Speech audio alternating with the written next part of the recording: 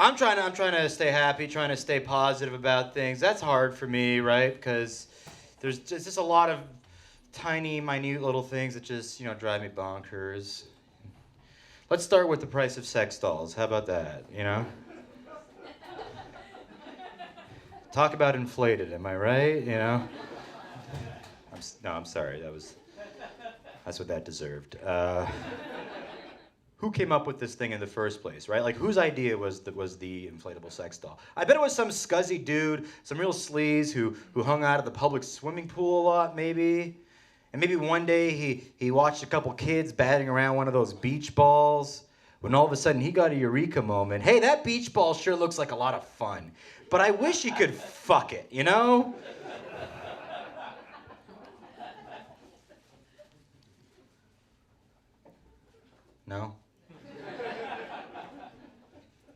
My driving instructor was a middle-aged Colombian gentleman by the name of Jose. And Jose's favorite method of teaching me the finer points of driving was by screaming at me constantly.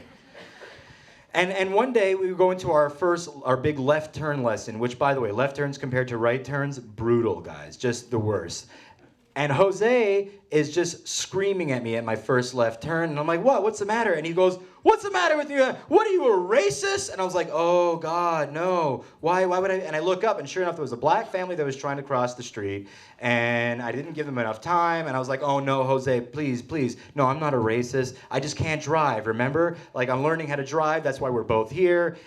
The damage had been done, though. And I tried to smooth things over the next week by running over a white family. But he wouldn't listen to me, and then ultimately I had to try to get a different instructor for the rest of my courses. And I said, can I get a different guy other than Jose? He's just like, it's just the worst. But I couldn't really articulate what my problem with Jose was. And I said to the guy, I kind of hemmed and hawed. I was like, I'm a